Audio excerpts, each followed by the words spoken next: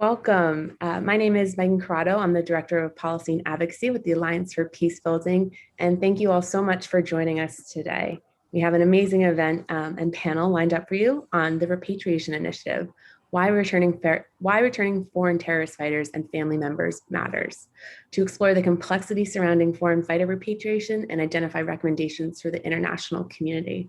Apologies for all tuning in. Liz Hume, our acting CEO and president, was supposed to be here. Fortunately, had a bit of a sick day, so I'm pinch hitting, but I'm so happy to be here with such brilliant minds. So really want to focus on you all. We have four fabulous panelists. We have Alba Sotoro. She's a filmmaker and director of The Return: Life After ISIS, which we'll be showing clips of throughout the event. We also have Leanne Erdberg-Stedman, director of Countering Violent Extremism from the United States Institute of Peace. We also have Jesse Morton, the founder and executive director of Parallel Networks, and Colin P. Clark, the director of policy and research from the Sufan Group.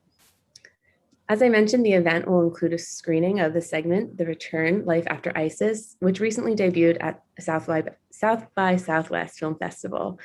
We're then going to turn over to some introductory remarks, feeding in some clips as we go, and then really just want to have a conversation, free-flowing, and we would like to invite you all to please submit your questions in the chat. We'll be monitoring it throughout, and we'll be feeding those in as well. So without further ado, let's jump in. So stay tuned. We're going to show a clip now from The Return: Life After ISIS.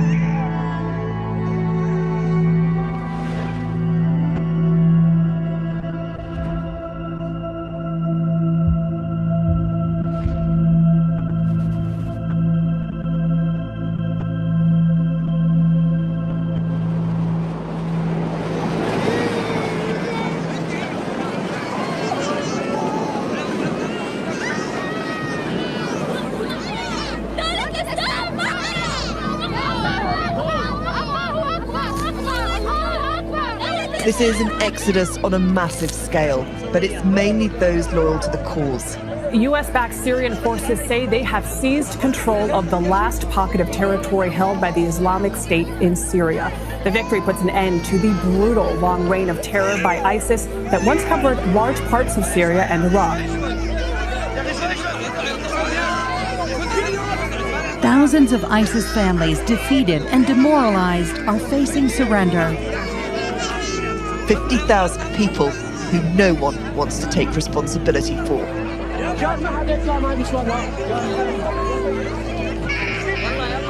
The humanitarian organizations, and in particular the local administration, are overwhelmed. With the withdrawal of the Western troops, the Kurds have been left in charge of almost 100,000 ISIS captives. This is a challenge for governments around the world. Radicalized mothers bringing up children who've known no other life. And no one knows what to do with them.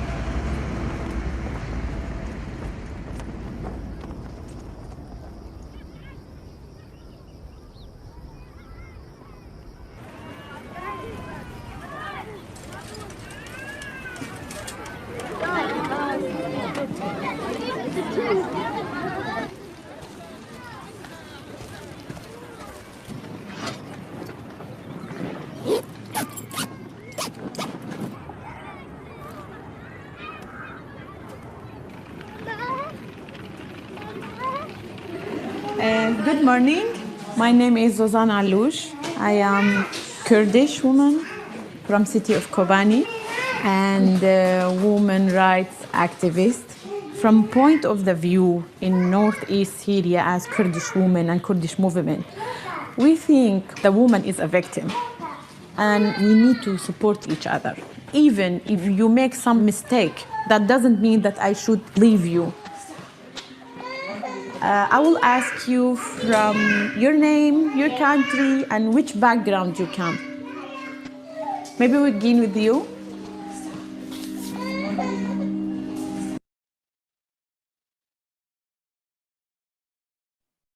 Thank you so much. So, Leanne, I'd like to turn it over to you first to really frame the discussion. What are the challenges that both the ISIS brides and widows and mothers and children are really facing in this situation, and what kind of issues are governments grappling with as they consider what to do with them upon repatriation?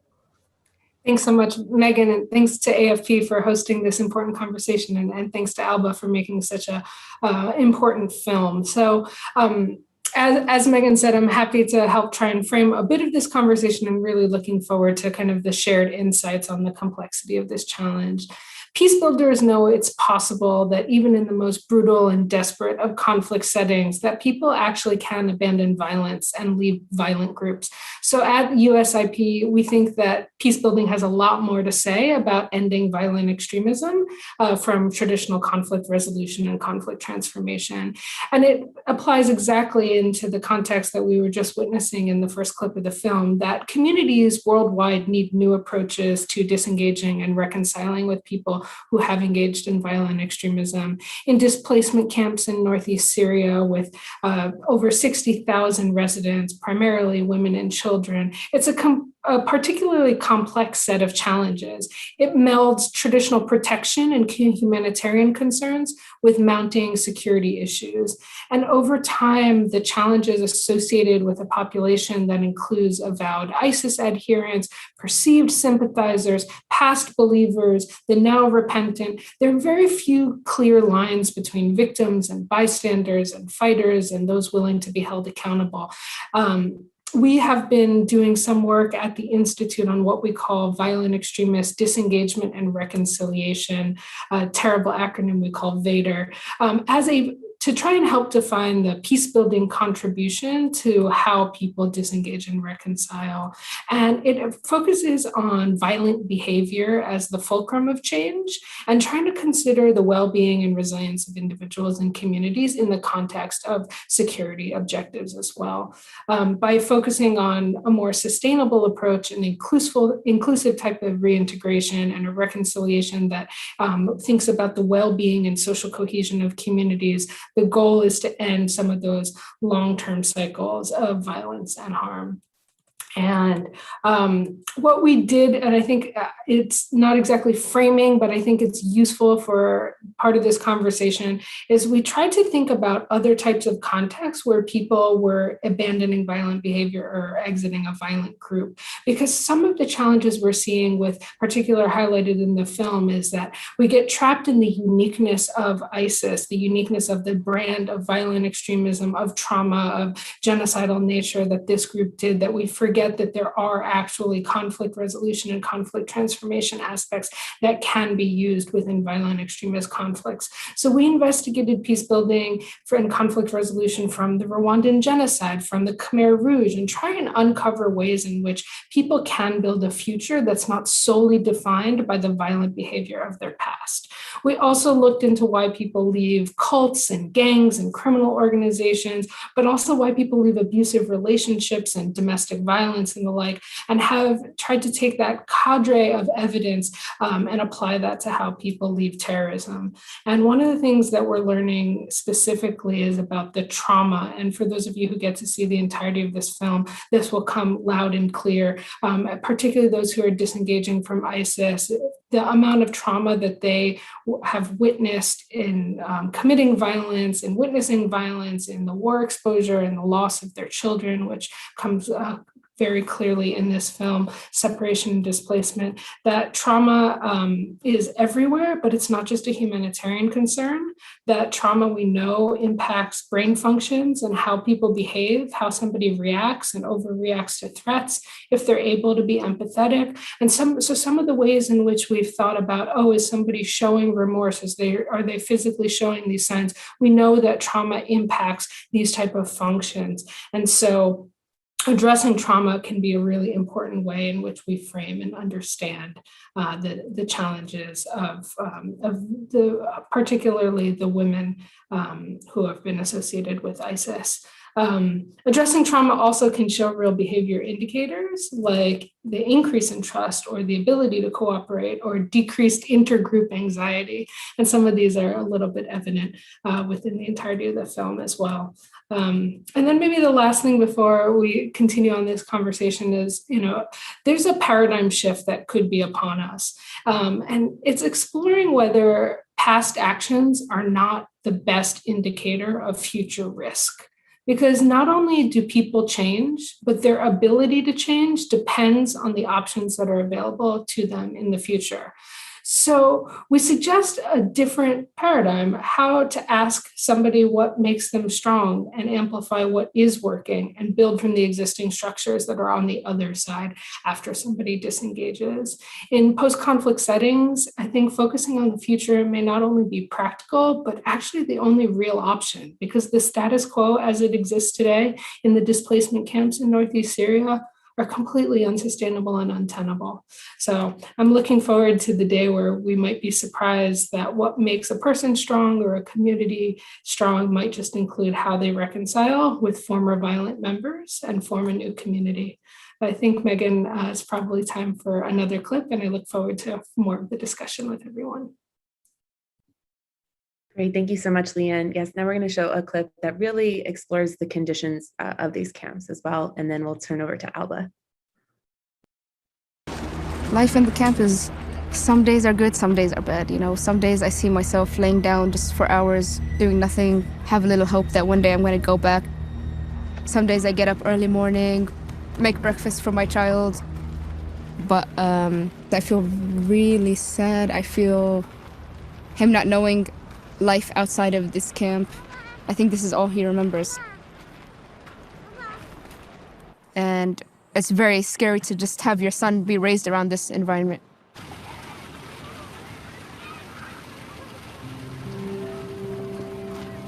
The situation in the camp obviously is extremely difficult. Food, shelter, medical services, water, sanitation services have been overwhelmed.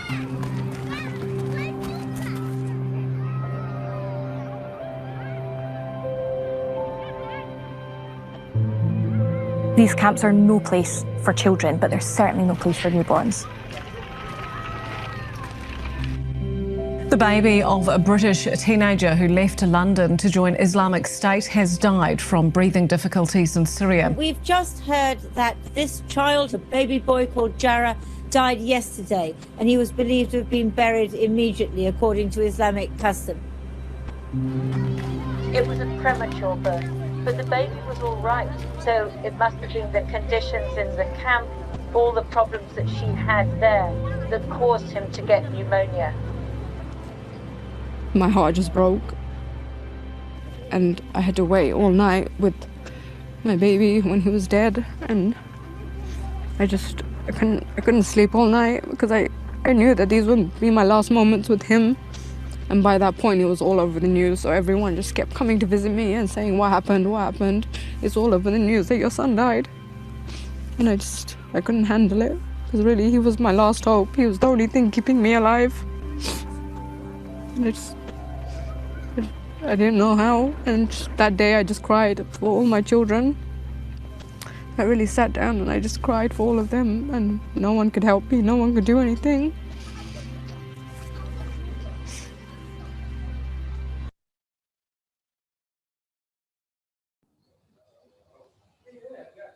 Thank you, Alba. I'd love to turn it over to you now to really hear from you. What inspired you to start this project, and what did you see as you explored? Yeah. So in the beginning of 2015, I traveled to Syria to make a film about the Kurdish woman fighting against ISIS. And I spent months in the front lines, in the Kurdish front lines. We were less than 1 kilometer away from ISIS. I was embedded in an all-female commando. I was dressed with a military uniform, and I lived the war with them. And this experience changed me deeply. I I witnessed pain, I witnessed horror. I saw many bodies of people, of civilians dead. I saw these Kurdish cemeteries with young fighters growing, and I also saw many young bodies in the other side, in the ISIS side. Lots of people dying in the name of God, in the name of freedom. And during those years, there were many questions that were exploding in my mind, like how could a criminal organization like ISIS, that was responsible of the death of thousands, of genocide, of torture, of slavery, was able to seduce so many young people from all over the planet? And how could Western women travel to Syria, leave everything behind to join a group like ISIS? And it was I think in 2017 when the defeat of ISIS in Raqqa, that these detention camps started to hold more and more people, women and children that were coming from ISIS-held territories. And in 2018, I had the chance to enter one of these camps for the first time, and I spoke with some women, and I also met Kurdish women, and I met the work that they were doing inside those camps. And I found this work that they were doing, they were, the approach that they were having while working in the camps was, to my understanding, was inspiring. They were opening a bridge of dialogue with who they were, their former enemies. And that's how the film, the Return Life After ISIS started to shape. I think that living the war from so close made me want to work on a film that will bring a different narrative on the topic, because we have like the ex-ISIS members, ISIS women and their children, and the issue of repatriation has been a lot in our media, but I think that the approach that media has done to this topic is wrong. It's not helping us to solve the situation. The opposite is making it worse. So I felt that if I will focus on the work of Kurdish women, that could bring a completely different approach. So it was in 2019, right when it was a few weeks before the final days of Bagos, before the defeat of ISIS was announced, that we started the shooting in one of these camps, in Rosh camp.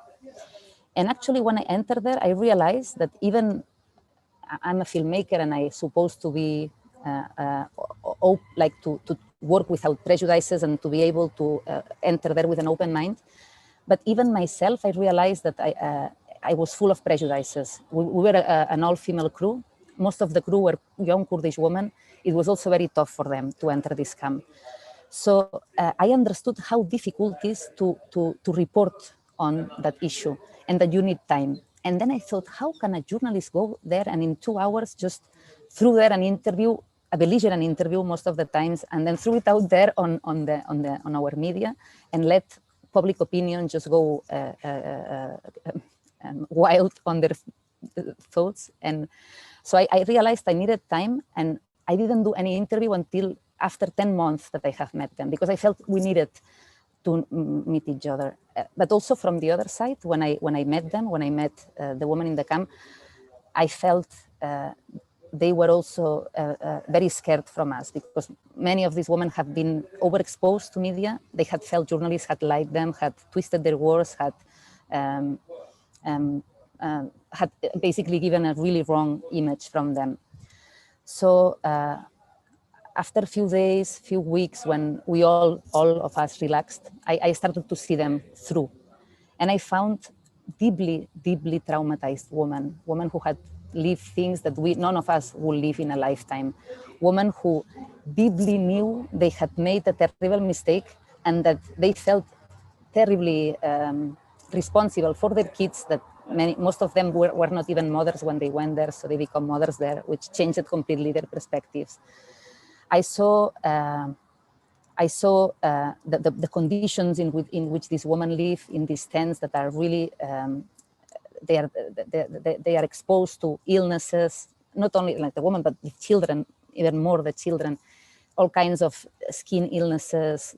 Many women were losing their hairs because of the stress and the lack of access to good food.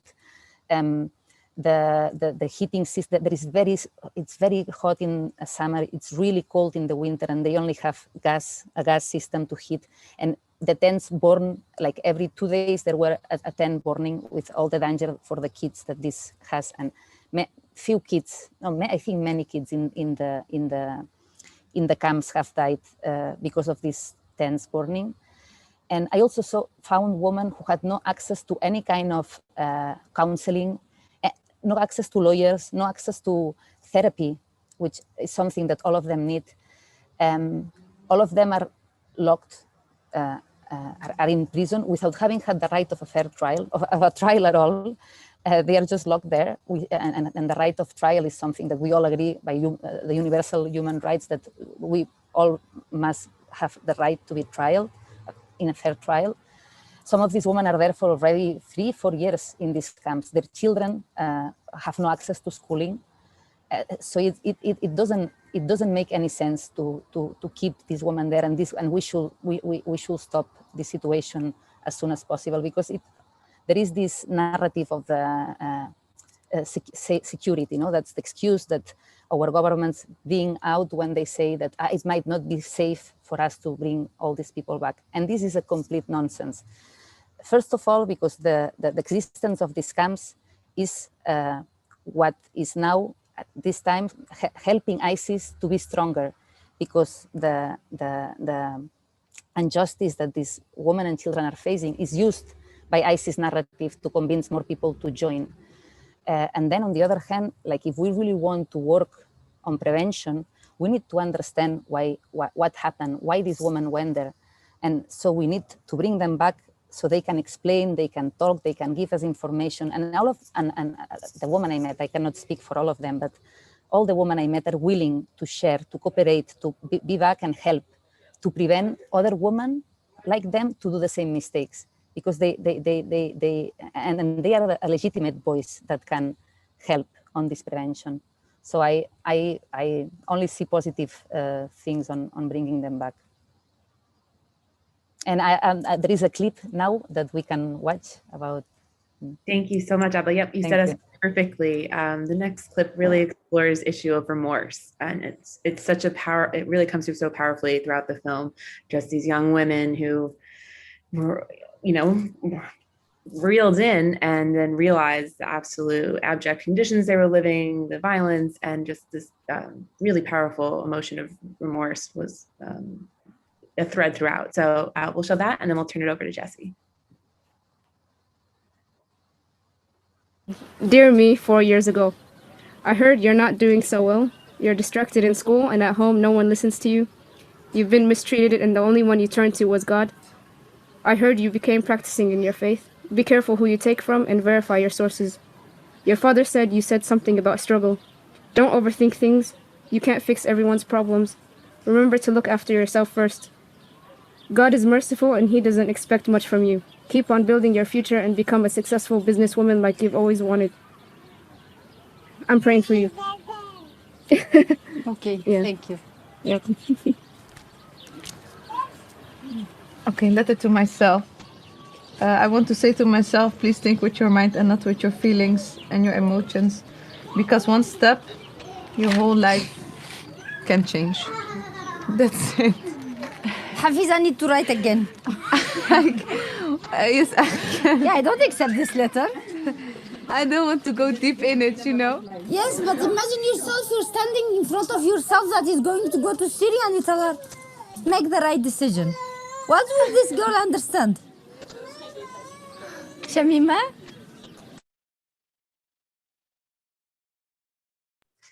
Thanks, Jesse. Yeah, I'd like to throw it over to you now. And I know you've spent a lot of time working with folks in these camps and in your own experience. So just really love to hear from you. So it's an honor to be here, and it's a great discussion. I think that it's important that we point out the males are also important. And oftentimes we forget about the fact that men are lingering in prisons as well. And that is, from a security standpoint, should be much more of a concern for the international community. So I want to start with that. And I want to suggest that for those of the in the audience that don't know, the story rings home for me because I am a former extremist who was once a very prolific and prominent propagandists who in many ways set the stage for what became ISIS by planting the seed of the notion of the caliphate in many of the individuals that ended up traveling there. And it strikes home for me because I remember I threatened the writers of South Park and caused international controversy in a conspiracy that ran around the world and induced one of the most powerful propaganda mechanisms ever, which was called Inspire Magazine, which was actually created in the United States and is an American export, not the jihadist import, as we like to believe it. And when that happened, I had to run, and I ran to Morocco. And when I was in Morocco, I was waiting for the US to indict me, thinking maybe the Moroccan government wouldn't send me back because there was no extradition treaty. I ended up getting to live there for a year in 2010, 2011. And during that year, it just so happened that the Arab Spring broke out. And the very first thing that really affected my ability to sort of realize, because I was withdrawn from the network, I was no longer engaged in this groupthink. I went from being surrounded by jihadists and people that made me think like they think, to running from the law, but finding myself in a moderate Muslim country and watching Arab millennial youth rise up against authoritarian Arab dictatorships that bin Laden believed we could overthrow by smashing planes into buildings, but that the Arab people themselves felt that they could overthrow by simply going out to the streets and expressing support for democratic notions and human rights that I took for granted my entire life. And it was my conversations with the Arab millennial youth that planted that seed of change. It was that aspiration, that ethos of the hope for democracy and human rights that really made me take a step back and say, maybe the black and the white worldview that I'm adhering to is wrong and incorrect. And I remember then being induced to look at propaganda from Osama bin Laden in a very different way, but not knowing whether or not I'd be arrested. And in actuality, they killed Osama bin Laden on May 11th, 2011, I believe. And then 2 weeks later, they arrested me coming out of a Casablanca masjid. And they told me, is your name Yunus Abdullah Muhammad or Jesse Morton from America? And I said, yes. And they said, we don't have a problem with you, but the Americans do. You come with us. I spent 5 months in a Moroccan prison under very squalid conditions, nothing even along the likes of what these girls are experiencing in those camps. And I remember the hope and the aspiration to return one day to a prison in the United States where I would have access to books and access to newspapers and access to independent free press, because I wouldn't be bombarded by nationalist news stations where the information was controlled. And when they came and they picked me up and they dressed me in that orange jumpsuit, the likes of which we saw during Bagram and Guantanamo early in the War on Terror, and then in Camp Bagram, and then in Camp Bucca, and then in ISIS videos later on, I didn't know if they were going to take me to Guantanamo Bay or if they're going to take me to a secret CIA rendition site, because I had all these conspiracy theories in my mind. And instead, what they did was they flew me home to the United States and they put me in a prison. And despite the fact that I was housed in solitary confinement, I was able to transform and I was able to see the light of day again, because my belief in democracy, human rights, and liberalism was slowly but gradually restored. And I want to say that were it not for my ability to experience all of those things, I never would have been able to change. And I never would be sitting here now as someone who runs an organization that is dedicated in many ways to what Albert described, dedicating the rest of my life to defend, not just against other people making the same mistakes as myself, but defend a system that I realized I hated because of the unfortunate circumstances that had happened to me, but that I realized is so much more superior to the authoritarianism that I tasted both while I was a supporter of Al-Qaeda and both while I lived in the Middle East and in different countries in that region. And I say that to suggest that it's very important that we connect these sort of micro cases that we're seeing in this film. And I've had the honor, the absolute honor of meeting a lot of the women that are in this film and many more. And now working very diligently to advocate for actual interventions and work with these women. Because another thing that is very important to mention about this is we have all kinds of funding to study and to release papers on best practices. And we have all kinds of academic inquiry and think tanks that are working in this space. But when it comes down to funding actual work, I don't get paid $1 and I spend 20 hours a week on top of an 80-hour-a-week work schedule to make time just to work with these people who are not being met by any programming in the camps, as Alba pointed out. So I want to say that the prioritization of what needs to be done is also important to consider when we think about the world that we've built and the world that we're building, or I would argue the world that we might be tearing down. So that being said, it's very important to understand the role of not thinking that because ISIS is defeated, that they're defeated. In 2011, 2 weeks after when I was arrested, 2 weeks after Osama bin Laden was killed, when I first had my initial conversations with the US government who wanted to pick my brain about why I radicalized and how we radicalized and recruited others, they thought the war on terror was winding down. And they laughed at me when I said, "Are you crazy? Do you see what's going on in Syria? That's a new Afghanistan." The first time they talked to me, they laughed at me. They thought it was kind of humorous. They thought that that meant I was still a believer. Yes. And we didn't think anything about jihadism until Boston Marathon bombings went off. We scrapped all ideas of funding countering violent extremism initiatives. We didn't talk about it much. It was a political tool. We also didn't shut down Guantanamo Bay, as we ideology has an ability to immediately get. It does not subject to regular distribution, normal distribution. It is completely subject to power laws. And in one moment, it can resurrect itself and become, again, a massive call that people all over the world adhere to. And we know that.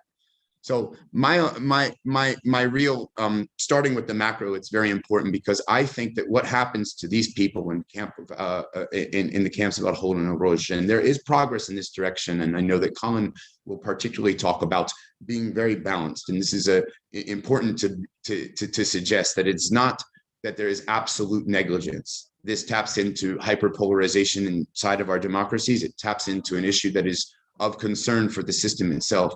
But it also taps into our ability to prevent a next wave of radicalization, as Alba insinuated. You can learn so much more about how to prevent radicalization by learning how to de-radicalize somebody that's already radicalized than you can from any other sample subset and any other intervention mechanism and any other exposure. You can also learn much more by doing than you can by simply sitting outside in our comfort zones in the ivory towers and writing hypothetical pieces on what might work and who it might work for and why.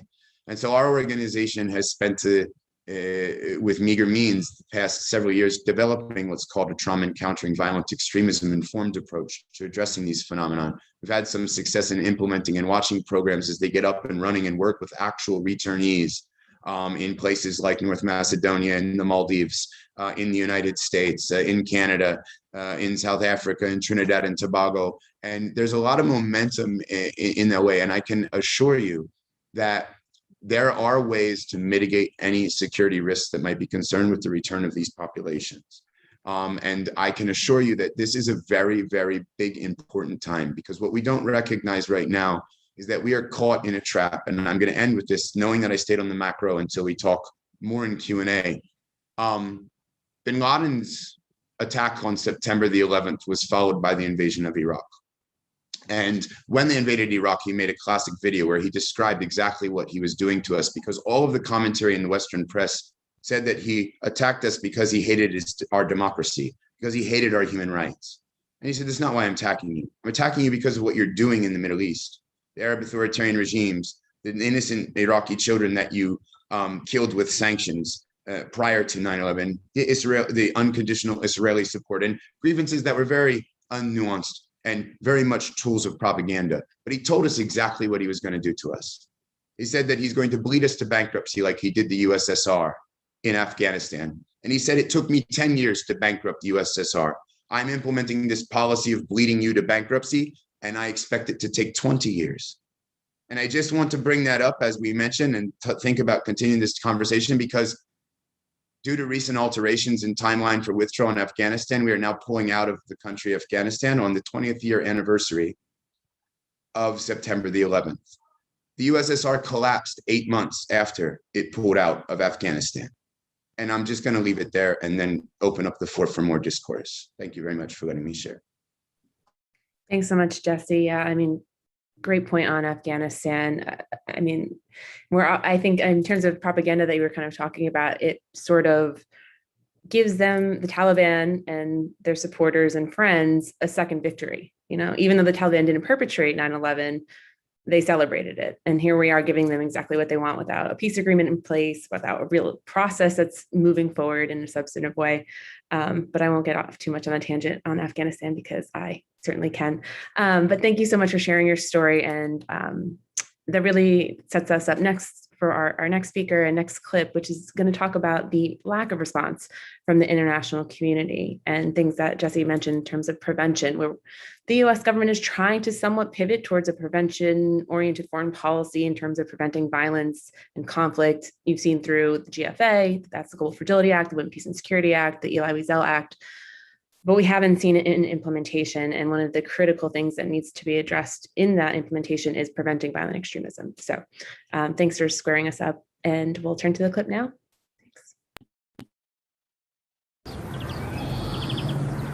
اگر استوري خواستن تجد كم پیدا بشغله وانی کن هاد کامپا هولیدا وانا گیش انسان ما کشتنه انسان ما هم کرنه کافره و هو وانا ایریشی هری میکردن تجی برخدان و خکر آری کاری تجی بود تکان با او بخستانه تا او دیل گرتن بو ارکه تیجا فرانسی دبی والا ام جنسی جی استاندی انگلیزی دبی بلژیک دبی ام جنسی جی استاندی نه ولا طارزمه يعني هو الورد شتكم بكن كسلي خدي درنا كذي بو اركته اري لي اركي مانا تي خستنا بكن نوبي ام بيكو برحي انتقامه اف چاندامه و چانداره ببريه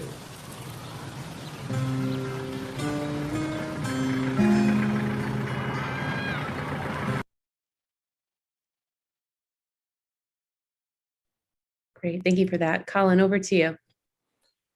Thanks so much. So it's a pleasure to be here, and I really appreciate the invitation and AFP and all my fellow panelists putting this together. The film is just from the several clips we've seen is quite powerful. I'm going to speak a little bit about as Jesse alluded to, the risks of repatriation, and then some of the risks of inaction, right, or failing to repatriate. Because when we have this conversation, as is typical these days, right, everything is seen as a binary. It's black or white, and there's the lion's share of this issue is gray, right, and it's very nuanced, very complex. I'll start with just a short anecdote, which is in June 2019, I had the pleasure to do an in-house fellowship with the International Center for Counterterrorism, The Hague. So I got to go to the Netherlands and bring my family with me and spend an amazing month there doing research and traveling around the country. And it was right around the time that several orphans were being repatriated to the Netherlands from the Middle East, and it caused a really big stir. And I remember thinking to myself, "Wow, this is just a couple of kids coming home," and this was the conversation that dominated the political scene at the time. And I remember, obviously speaking to my colleagues about this at ICT, but also speaking with just, my family and friends that don't study terrorism, didn't understand the issue. And a lot of people have taken a very hard line here. Now, I can understand why politicians do. For them, it's constantly about assessing risk, right? Cost, benefit, pros and cons. And they work on short time cycles. They work on electoral cycles, right? So the risk to them of bringing someone back in the event that there is some kind of an attack, it far outweighs the benefit. Or a better way to phrase it is, when I try to explain that there is significant risk in leaving folks there, and that this current policy is myopic or short-sighted, they kind of smirk, and that's what politics is about, right? Politics is a little bit, not to be too cynical here, but politics can be quite short-sighted, right? There's security risks, there's political risks. We have to be cognizant of those. We have to be transparent about those. We should also look at some of the data that exists. And Thomas Renard from the Egmont Institute has done some great work on recidivism. Leanne and USIP have done great work on recidivism, and so has Mary Beth Altier at NYU. And so we can understand what the risks are, right? And to weigh these. It's unpopular among citizens. We know that. I think there are concerns over a lack of evidence, battlefield evidence. There are concerns that if individuals are returned to European countries, they won't be able to be prosecuted in a court of law. And if they are, their prison sentences will be too short and they'll be out on the streets. And I think there's a lot of misunderstanding around what out on the streets means, as if they're just going to be kind of, marauding through neighborhoods, radicalizing people and conducting attacks. I mean, it's extremely far-fetched, but, again, we live in an era of disinformation, and disinformation is ubiquitous, right? People get their news now from memes instead of actually reading newspapers. There is a risk, there's no question. But I think the bigger risk is in failing to bring these citizens home, right? It's been a policy of kicking the can down the road, which is unfortunate because, over the last several years, I mean, going back to the rise of the Islamic State in 2014, which Jesse detailed in detail, or talked about in detail. Yeah, I've been all over the world and spent a lot of time in Europe, going to workshops and academic conferences, talking about lessons learned and best practices, and the Global Counterterrorism Forum, the GCTF, the UN. There's been some great work in this field. But to use an American sports analogy, it's almost like in the fight against ISIS, we're on the 5-yard line and we've spiked the ball. There's been so many resources devoted to this fight. And now all of a sudden, we're washing our hands and walking away when, admittedly, one of the hardest parts of this fight, right, the non-kinetic part of the fight, is left undone. And so I just, it's frustrating to watch so much progress, to get to this point, only to leave and turn around and say, well, that issue is over. I think the risks of inaction, again, far outweigh the risks of repatriation. What are those risks of inaction? One, it's extremely hypocritical to what the West claims to stand for, right? What differentiates us from our adversaries, from jihadists? It's our values, right? It's values of empathy, of compassion, but also of justice and accountability.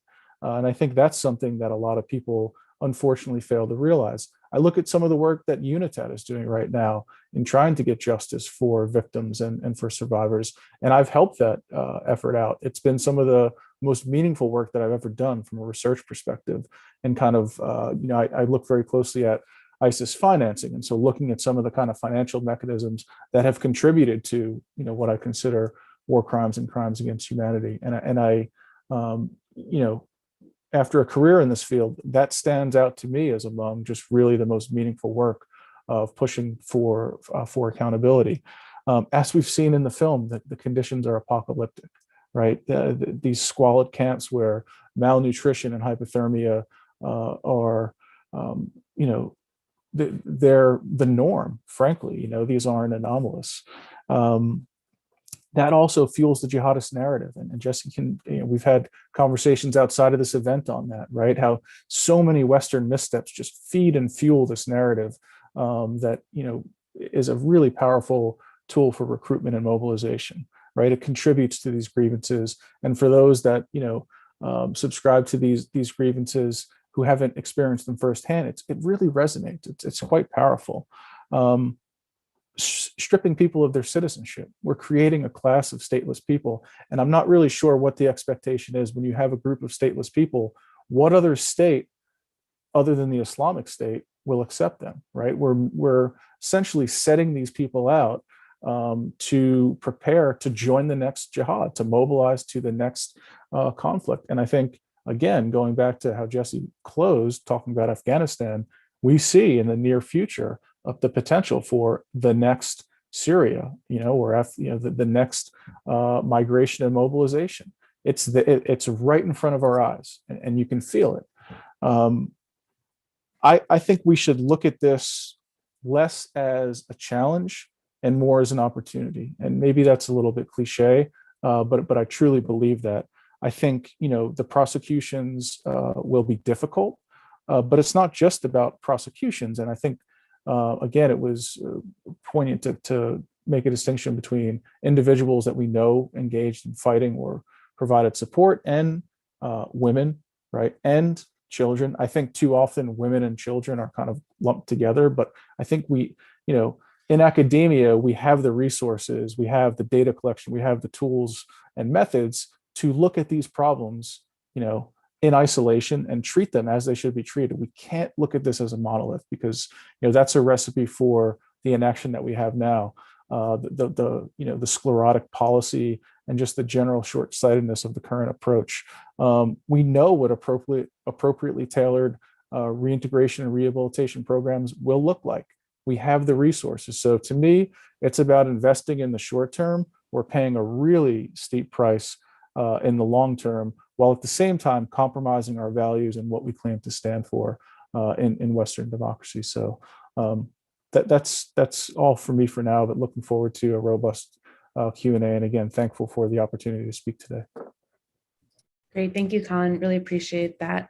I really want to dive into some of the issues around trauma and psychosocial support that's needed, but just to sort of start out, what are some of the legal challenges that governments are facing around the world that are actually barring them from engaging with these folks? So for instance, in the United States, we have a material support prohibition that prevents any humanitarian or peace building organization to work with anybody who's either been affiliated with an FTO, a foreign terrorist organization, or is a former terrorist. But it also has a trickle-down effect to those who live under their authority. So for instance, back many years ago, was it 2014, there was a lot of effort to help some of the brides that had been kidnapped by Boko Haram, for instance. And US organizations couldn't get on the ground to give them things like psychosocial support and do reintegration efforts. So what other types of sort of legal and policy challenges are governments facing? And what can we practically do to knock down those barriers?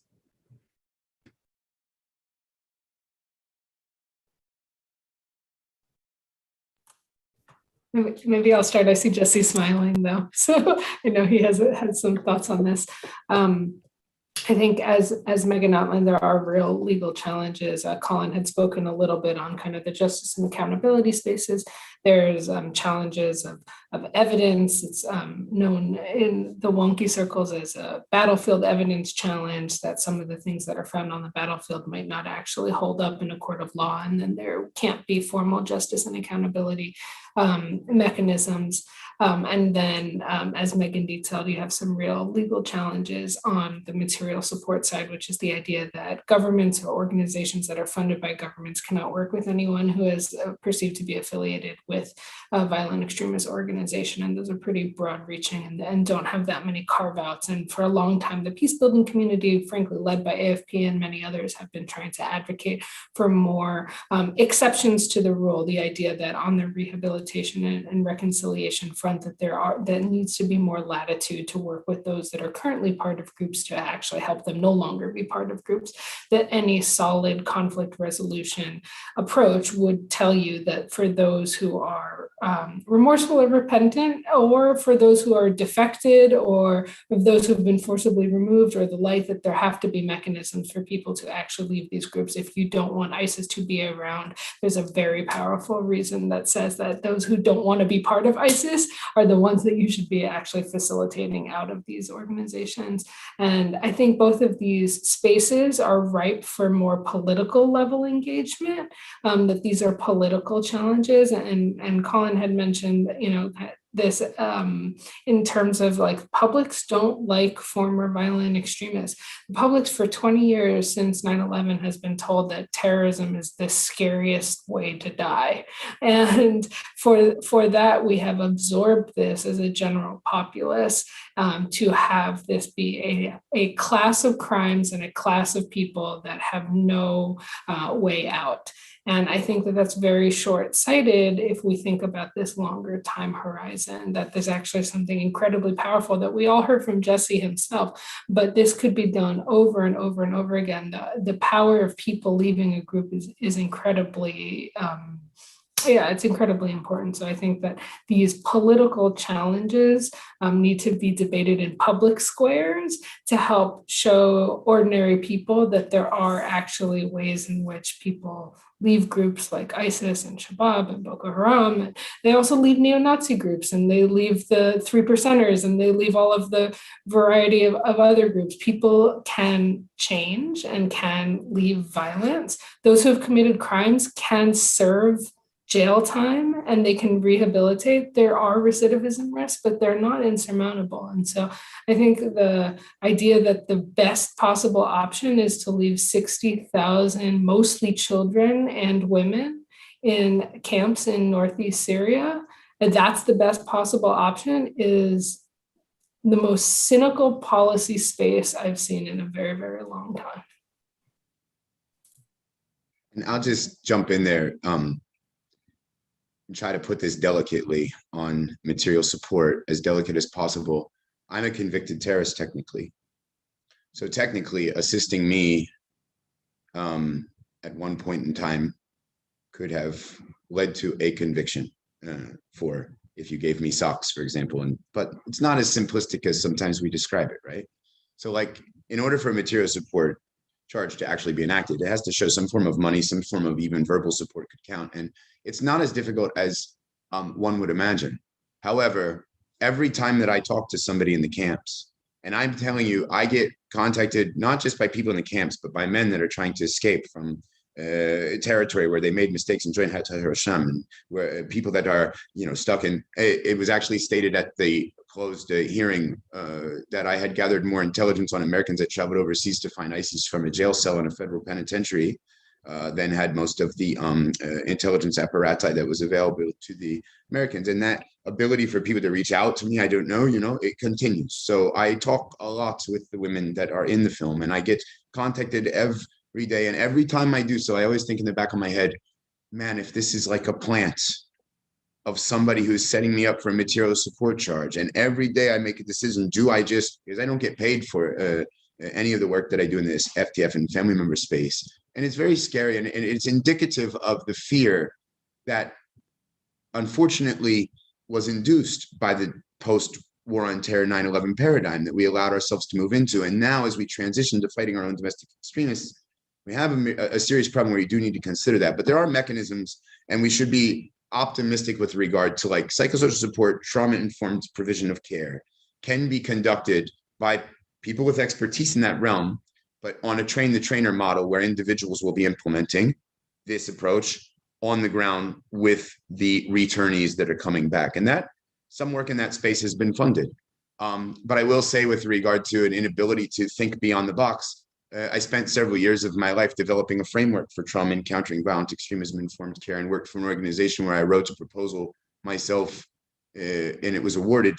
It is a paradigm shift, I think, in the realm of practice, and it will be implemented in one particular country. And luckily, unfortunately, a colleague of mine will be able to implement it. But to show you and to be transparent about the inability for us to think in terms of forgiveness and in terms of being able to appreciate repentance, the government that I've spent the last years of my life trying to defend and trying to make sure that we defend took me off of the project that I wrote because of my background and my past. And I cannot tell you how much that hurt to at one stage for me to experience that. But I will say that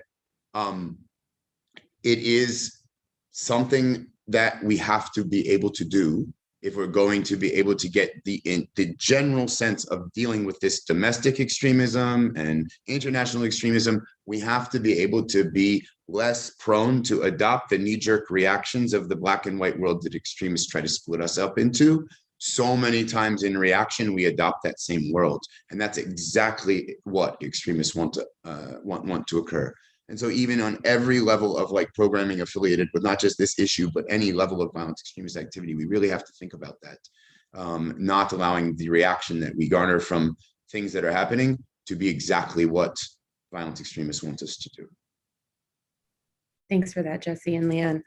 Alba, I want to turn to you quickly. A few questions. I'd really be interested to hear a little bit more about some of the common themes that you found in the stories of the women that you spoke with in the camps, and what has been the reception of the film? So talking about perception and public opinion, I'm curious, as they've been screening it around the country, in the US in particular, but also abroad, what have folks been saying, and has this film at all shifted any perceptions? Hi, yeah, thanks. So I think say that every story of every woman is unique and different, and every woman had their own context and their own circumstances. I might say that especially young women like Shamima or Huda, they share in common the fact that in both cases, especially in Huda's case, they were bombed through media, like through the, how do you say, the social networks. And in the case of Huda, which I found it very interesting, that she, when she started to respond to these calls, she realized she was a lonely girl. She was isolated. She was lonely at home. And she realized that when she started to respond, she started to have every time more followers. And she created, I will say, an alter ego of herself in the social networks that ended eating herself. And I think this had happened to many other teenagers, that the image that that they created from themselves in the social networks ended becoming stronger than themselves. And as Huda says, the moment she repented, the moment that she bought the flights, but it was too late to be back because she had very controlling parents, and she was so afraid of the reaction of the parents if she would say that she had bought the flights that she left. No? I think that for teenagers or young women, they have in common this isolation, the fact that they felt that they were not understood by anybody, not the family, not the parents, not even the friends, and that they found in the networks like a shelter. I think that was something common. And then the reception of the film has been really good. We had the release of the film the day before yesterday in the UK. It was broadcasted by Sky, and it had a big response by the people and the media, and like everybody's now talking about it in the UK. I'm happy because most of the reactions were very positive, although we had also like very negative reactions of people that just hate. They are hating. They hate the film. They hate the woman. They hate everything that has to do with that. And most probably, as I mentioned before, this is people that had never been in contact with such violence, no? And maybe mentioning that I don't know if I can talk about things that we are receiving on the chat, or it's something for later. Yeah, no, because I would like to respond to there was somebody speaking about what about the Yazidis, what this woman think of the Yazidis. We have to remember that Yazidis are Kurdish. So if Kurdish women, which Yazidis are also Kurdish women, are ready to give second chances, why shouldn't we do it? No, it's just to leave this question out there. Thank you for that. Colin, I want to turn to you a bit, and you talked a lot about sort of the short-sighted nature of security threats. So, what do you say in law and policymakers who consider these, women and children and foreign fighters more broadly threats, and how do you convince them to convince their constituent that this is an important thing that we need to start addressing now? Well, as I should clarify one thing. When in these conversations, I don't really take the approach that I'm trying to convince anyone of anything. It's not, I'm not lobbying for any policy. I see my role as an academic and as a researcher to talk about data and to talk about, what I think the implications of that data are. But that's up to politicians and policymakers. If I spent my time worrying about what they were doing, I'd have a lot of heartburn to deal with. It's frustrating enough to follow domestic politics in the United States. And I've been lucky enough to have the opportunity to testify before Congress on multiple occasions about terrorism-related incidents. And I take that duty seriously. I mean, I think what we do is we inform the public and policymakers. But I will say, I do point out that this tends to be one of the few areas where policymakers almost always resort to the worst case scenario. And I often ask them, well, do you always look at issues like that, right? So the worst case scenario is they repatriate an individual to their country of origin. That individual either ultimately commits an attack, right? Either upon returning home or after spending time in prison and then being released and committing the attack. And I try to again speak to the data of how rare and infrequent that is, as well as, again, when you look at health policy, when you look at education, do you base all of your policies off of what if the worst case scenario happens, while acknowledging, yes, it's possible. And we've seen recidivist attacks. I do attempt to, kind of take a step back and look strategically and not tactically and say, what if we are in this position 2 years down the road, 3 years down the road? The lack of policy inaction will be one of the main factors that lead us into that more dire position, right? And so everything is a trade-off, right? We're constantly looking at issues that way, and so I just try to kind of paint the broader strategic picture in terms of, well, again, while acknowledging it's a very tough position, but at the same time, we've got to look at this kind of holistically, and I can go as far back as people want. I mean, there's multiple inflection points in the poorly named global war on terrorism, right? And I think too often we've made, and when I say we, the Western countries have made the wrong decision, right? Which kind of constantly perpetuates this conflict. So that's kind of how I see my role. Can I add one thing on top of what Colin said? Because I think he brought up a really good point about how to calculate risks. And it's something we've been looking very deeply into, is that the future of anybody is not only determined by what they've done in the past. And so our policies have not equipped programs or policymakers to do more things to help people to buy down the risk of recidivism, to help people actually reconcile, to find new social norms, new social groups, a future that's not defined by who they used to be. We talked about the material support. That's a very policy specific way, but I think it's actually emblematic of just a lack of ingenuity and creativity about how you actually can buy down the risk. This is a group of people who have already been associated in various ways with violent extremists. Their futures don't have to be predestined. There are things, whether it's psychosocial support, trauma-informed care, a variety of different efforts that help them find new group identity, new purpose, new significance, new meaning, whatever that might be, that actually can buy down the perceived risk of future. So our inaction is actually twice as bad as it sounds, because by doing nothing, you're actually probably raising risks as opposed to buying down those risks. Colin, please jump in. Sure. I just want to add one other thing, in these conversations that I have, again, with, politicians, policymakers, intelligence officials.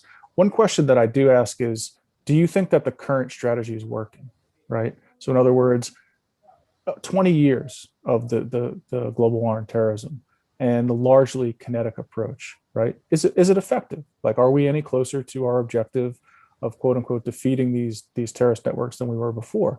And if you look at some of the numbers, the answer is obviously no. I mean, by some estimates, there's 4 times as many jihadists today than there were on 9/11. So despite all the drone strikes, despite all the special forces raids, and again, I need to acknowledge that as someone that studies counterterrorism for a living, that's an aspect of this fight against some of these groups. There needs to be a consideration for the kinetic aspect, but it can't be the only piece, and it can't be the only tool that we reach for every time we go into the toolkit to solve a problem. And this is a different way of thinking about that, and mostly to a person, folks say, no, the approach isn't working, right? Yeah, you're right. We do have far more people sympathetic to this ideology than we did 2 decades ago. Oh, and by the way, we also have an array of other, violent extremist threats that are now, as part of the threat landscape, whether that's right-wing extremists or any number of other kind of ideologically or politically driven, motivators. So the picture is a bit more complex than it even was before. So I think our response in turn needs to be a bit more complex, nuanced, and thoughtful than what we've done with this kind of, when all you have is a hammer, everything looks like a nail approach. I just want to jump in for really quickly to follow up, because I think it points to the importance of, like, one of the mechanisms of radicalization that unfolds inside of you as you begin to be very black and white and mechanistic with regard to looking at linearity in your understanding of reality. But you're also attempting to, as we used to put it as jihadists, split the world into a camp of us versus them. And the tactic is literally to make your enemy do the same to you. And I remember the metrics like they were yesterday when I'm trying to figure out, like, am I getting to become an extremist in the early years of the war on terror when Donald Rumsfeld gave the metrics for success? Are we killing, capturing, or dissuading more terrorists than they're creating in the madrasas or something along these lines? Like the metrics and mechanisms of understanding what we gauge as success were, for the most part, kinetic. But in the same time that we were waging this war on terror that is really frustratingly linear in its thinking and its inability to paint in complexities of second order and third order impacts, the authoritarian regimes that realize that we just embroiled ourselves in the Iraq war as those early years go on begin to understand the importance of narratives and norms and needs and begin to utilize that kinetic approach to build themselves up and to discredit all of the reputation for democracy and human rights. And so at a very serious level of complexity, what we can learn from when Leanne talks about progress is made in understanding violent extremism and radicalization that are now informing things through a lens of trauma-informed care, psychosocial supports, and the complexities that are associated with reorienting radicalization in a positive manner and creating individual belonging, meaning, and significance for someone who has radicalized so that they can reorient that course and identify and discover a new identity. There is lessons there for the way that we can, while still maintaining a security approach and a kinetic approach, also expand to being able, because there's one thing you cannot sell to many people in the world right now, and that is the idea that the United States is an upholder of human rights and democracy, not in the developing world. It's a very hard pitch to sell. We should really think about, as we are learning more, sort of getting broader into the realm of complexity. And I think this situation unfolding in El Roj and Howland in other spaces is emblematic of that challenge. And I think I would also argue that with regard to the domestic ambit and the increasing rates of radicalization domestically, we are seeing a broader connection between that and susceptibility due to mental health complications and due to breakdown. And a lot of that is due to allocating resources abroad while neglecting the citizenship as home. And so once we start to connect these dots, I think we really realize that through this level of studying the most aberrant behavior imaginable to man, terrorism, killing civilians to effect political gain, and in a world that the paradigm contemporary that we're living under has been structured on this fear of such, right? That we really do need to establish an ability to paint complexity into how we look at the type of societies that we are formulating and how indeed we intend to resell a vision that individual liberty and the risks and the fears and the uncertainties that are associated with a society based on human rights and individual liberty can compete with people that are very talented in offering this idea that the authoritarian system offers stability and peace. And the only way you can go about doing that is by learning, and we see it every day, trauma-informed approaches, best practices, and psychosocial supports. And we do have the mechanisms to do programming at an individual level with this type of population, but those interventions also need implemented society-wide. And I do believe that it's important to state that because we are in a crisis of not just violent extremism, but violence in general. And a large reason why is because we've been waging a war on terror unsuccessfully through solely kinetic means. Just very, very, very briefly, the Rumsfeldian, approach or viewpoint displays a stunning lack of awareness of the connection between what we do and what the jihadis do. So think about the way that Jesse, described Rumsfeld's view of the world, which I think about quite often, right? Are we, meaning the United States and our Western allies and partners, killing, capturing, etc., more terrorists than they over there in madrasas are creating, as if what we do doesn't impact what they do and vice versa, right? It's almost we're in our different worlds doing our own thing and kind of checking over now every now and again saying, well, that belies the whole notion of strategy, right? And moreover, measuring, assessing, right, evaluating our approach. For too often, and I saw this, I spent 10 years at the RAND Corporation doing research for, largely for the DoD. Measurement and assessment were meant to take, counting. Like, okay, here's the body count of the bad guys, right? It was almost like we were back in the 70s with Vietnam, which we know wasn't a useful metric whatsoever. So I think to get back to that theme of complexity, like what we do has a direct impact on, what the other side does, and they're inextricably linked. We can't look at them in isolation. Thanks for that. Jesse, I just want to go back to you for a moment and kind of building on this issue of complexity and what we do and its effects abroad. So thinking about things like, never mind the Iraq and Afghanistan wars, but like drone strikes in Yemen and how that increased radicalization of AQAP.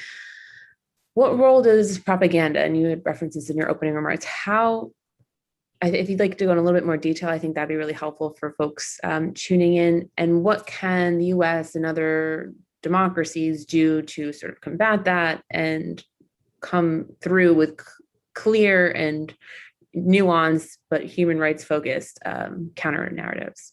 So for a jihadist, there is it's ultimately crucial to connect whatever you're analyzing of socio-political development in the sense of the historical ummah.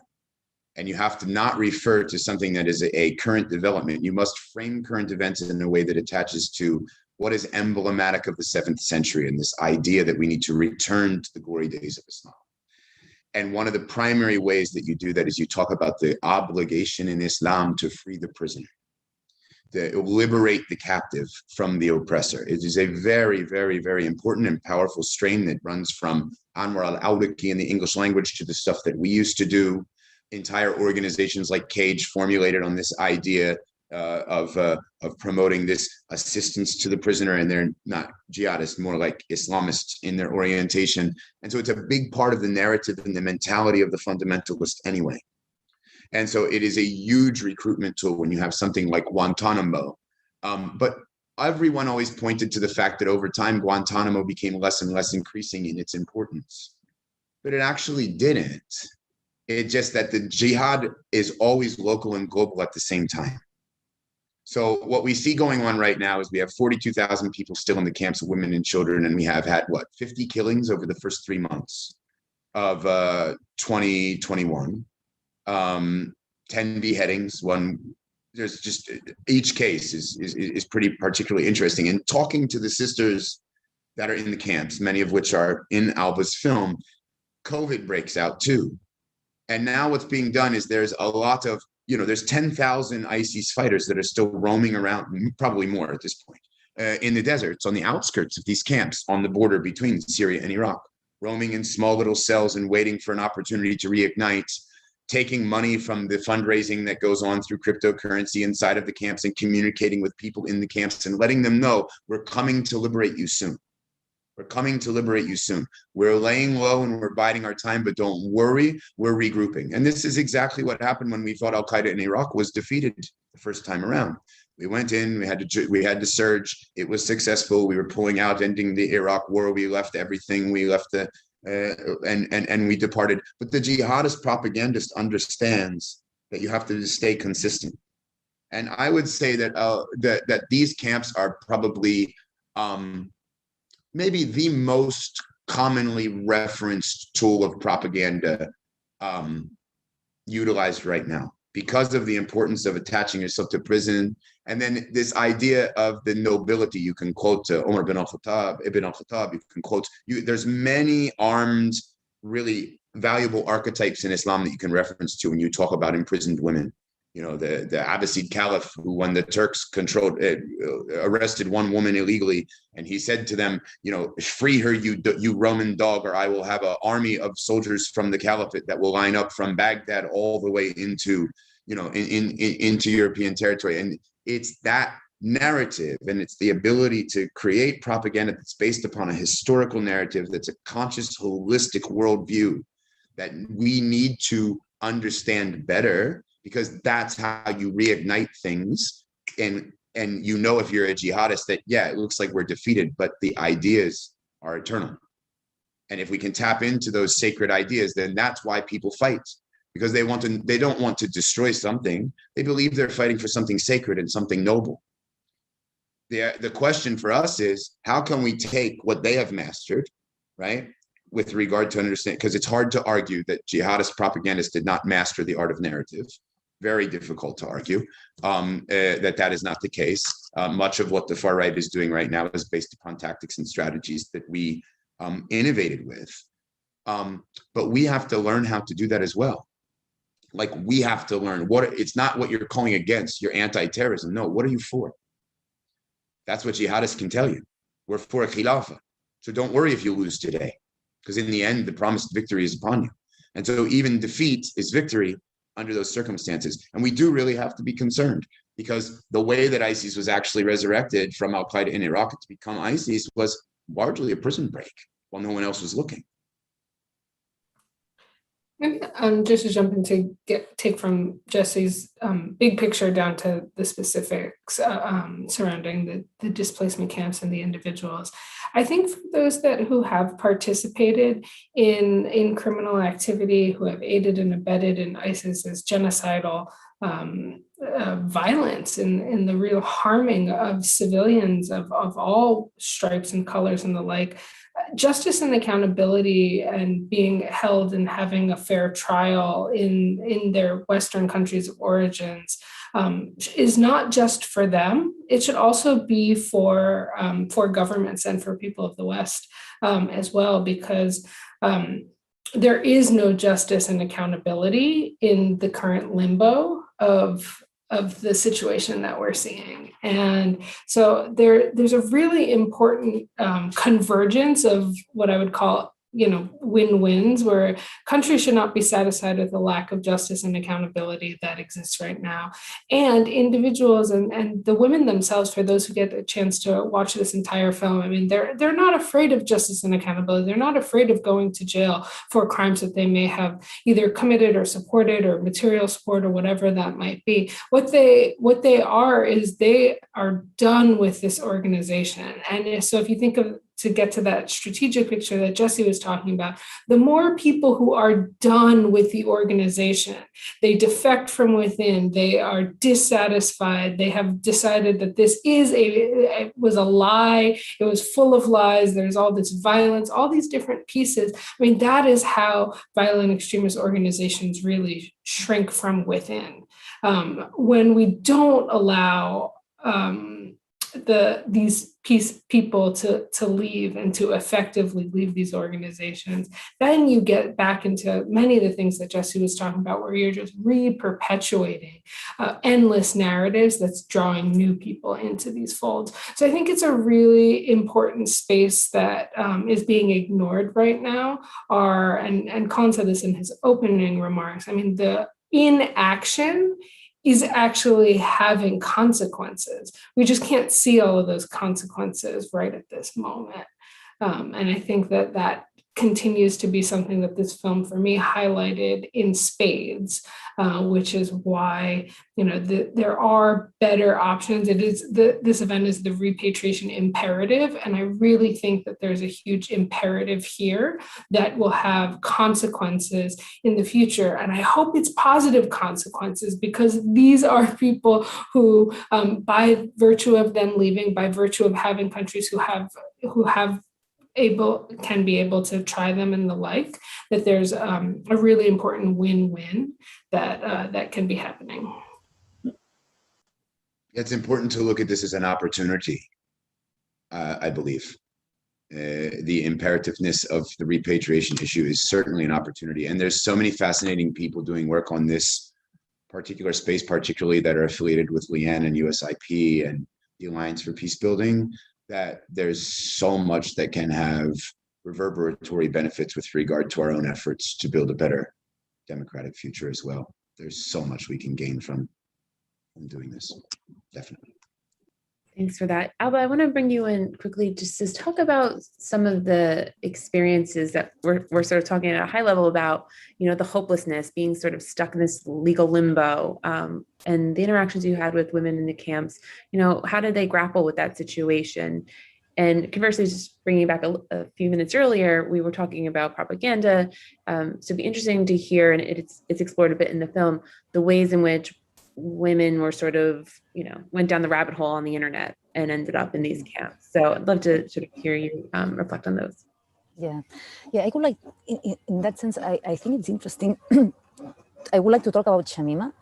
The moment I met Shamima in March 2019. That was a few days, maybe a couple of weeks after she was out from Bagos, after she was out from ISIS held territory. And when I met her, she was like a body without soul. You will look through her eyes and you will see like only emptiness, no? And she had already done, or maybe at those days, she did this terrible interview that then like sentenced her to that she was, her citizen was, she was revoked, etc. During the process of the workshop, Shamima did a great change, but not only Shamima, like all women participating, but the case of Shamima was extreme because she was in a terrible space when I met her. And it had to do with the fact of, you just mentioned, hope and having the chance to feel you are not alone. All these women had been for years in a situation. Was, hello? Can you, yeah, sorry, because my microphone is doing strange things. So that in which they were not able to say or speak or feel what they wanted. They were completely in a situation of deprived of freedom in all senses. So they were very locked on themselves.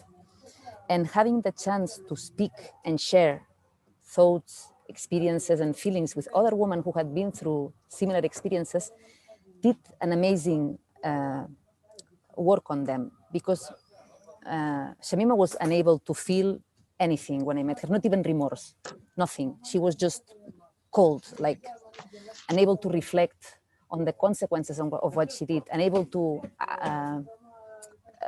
even feel responsibility, no? But with time and work, and that was just a little workshop that this Kurdish woman without a background on was organizing. So I was thinking, imagine if they had the chance to have a real something like that is that be with people that are prepared for this. And the same with the other woman, that when it was a big difference from the way they were speaking, like this thing that we are here and we don't deserve to be here. From then realizing that, wow, no, we do need to account on like we are responsible for the decisions we took, and we do also have the responsibility to work for, like, if we want to be accepted back into our societies, no, we need to give something in return. And this was a process that happened with the woman I met, and I think this is great. On the other hand, now I feel with them as their situation takes longer and longer and longer and longer, how they lose hope. And I mean, I cannot share all the things that they have shared with me, but at some points they were really in a state that, it's like, it's not doing well on the small recovery and on that they have had experience, no? And the fact of only for some of these women that they were first in Al-Hol and then taken to Rosh camp, which is a much better camp with better conditions for the kids. They even have a small TV on the tent so they can have some distraction, and they can have the kids there in the TV while they're doing something else, was already a big step for them to change from this surviving mode to start reflecting, thinking, and healing from and stepping forward, no, stepping away from the group they belonged or where they were, no. And so I think hope is key, and counseling and accompanying. Regarding the propaganda, yeah, in the film is explained, and yeah, the women were explaining me how this propaganda was segmented.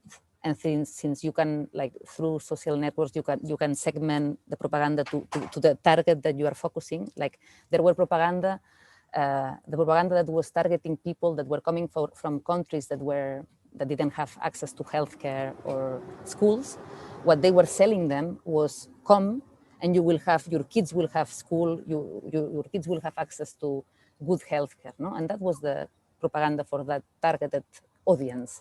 And then there was another kind of propaganda that were targeting maybe women in Europe that feel that they cannot live Islam in the way they would like to. And they say, here you will have the freedom to live the Islam in the way you want. Your kids will be educated in the way you want. You will be free to use to wear the niqab if you want. So yeah, so that's what I can say from this.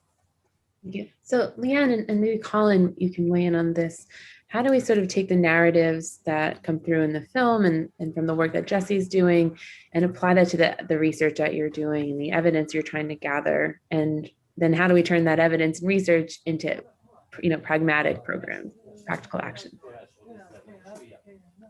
I'll start by saying I think more documentaries like this are exactly what we need, because frankly, we've got an issue, I think, of content. We have so many people talking about these issues.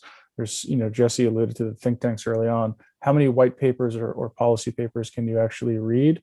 And the film brings home the same issues we're talking about, but in a far more visceral issue. It really humanizes some of the struggles, I think, that we're trying to describe in a way that no white paper ever could, ever. And these are people that are, devoting their lives to helping us learn about issues in a way that we wouldn't be able to grasp otherwise. So I think, I'm heartened to see this film. I think it's excellent work, and it's more powerful than anything that I've seen recently talking about the same issue. So thank you, Alba, for making it, and I'm really glad we were able to highlight it in this event, because I think it just brings another really strong voice to discussing what are really difficult policy issues that matter and impact people's lives at the end of the day. Yeah, I couldn't agree more. I've spent the last 3 years at USIP focusing on issues surrounding disengagement and reconciliation. And in the last 2 weeks, I saw Alba's film, and I also saw a film, an Arabic language film that was focused on the young boys of Iraq who were, Jesse mentioned kind of the gendering of the boy child in this entire thing. And those two films together have done more to refocus, recenter, and rehumanize this conversation than the last 3 years of research and white papers. We have the evidence, we have the best that social science, that political science, that all of the different academic discourses can give us. Like we are not lacking in research in this space. We are lacking in political will. And I think that public discourse changes when people's hearts and minds are exposed to this. And so big thank you to Alba. And I really hope that we can get even more decision makers and policymakers to just see that complexity, that nobody's asking for this to be black and white, but how to come up with more creative and sustainable solutions that have people at the center of these challenges. Thank you so much. And we're running short on time. So I want to give the last word to Jesse, since you were sort of the impetus of this event, and very much appreciate you sort of getting us all together and having this really important, complex conversation. It's been really thoughtful, but just, any last thoughts on the way forward and how we, again, sort of amplify the stories of people and the narratives that Alba so masterfully told? One of the complaints of people that radicalize into jihadism in particular is that the culture of the West has become completely materialist, and that popular culture doesn't mean anything and it has no significance. And I would argue that the only route to effective, sustainable change is through art and creativity, and that the art and creativity that's being espoused in a society is directly correlated to the state of that society. And so I want to commend Alba for making the film like everyone else did, because it is a piece of art that touches your soul. In the same way that people would find it hard to believe that jihadist narratives can touch your soul, that's the one thing that our art has become unprone to do. It typically portrays that we are all survivors on an island competing with each other for limited resources and having to outthink and outwit the other, as if we are living in a reality TV show. And as our culture continues to degrade, I would just say that it is very important to think about complexity and consciousness and creativity, and to exercise it to our own individual ability each day. And then I would end by saying that I have immense gratitude, as Alba probably has, for having the honor and the privilege to know some of the women that are in her film, because in the event that we did bring people like Hoda Muthana back to the United States, who's kind of lingering in limbo, even though we've repatriated many. I've had the great honor of meeting her, and I couldn't recommend stronger to the US government that they consider bringing her home, because she could be such a beautiful asset in documenting why not to become what she became, and in informing us about how we can heal and prevent others. That I know that when you see what somebody says about somebody else, it's much more difficult to humanize them than if you actually get an opportunity to engage with them. I can assure you, for those that matter, that like these women, the overwhelming majority that I've talked to, they're not a risk, and they need to come back. And yes, they may very well need to do time in prison. But with the work that Leanne is doing, and with the ability of practitioners like me to implement best practices and to learn, for people that are building this framework for the information that Colin gives us with this, we can have a multi-sectoral approach where we can address this issue safely and securely, and restore some of America's legitimacy in the world, and Western democratic legitimacy, as it increasingly has to compete with authoritarianism. So we'll end with that, if it makes sense. Thank you guys so much for coming. Thank you so much. Thank you. Yeah, thank you for the film. And this is just the first in what will be an ongoing conversation about these issues. So many thanks to all tuning in and our fabulous panel. So thank you and have a great day. Thank you. Thanks, everyone. Thanks, everyone.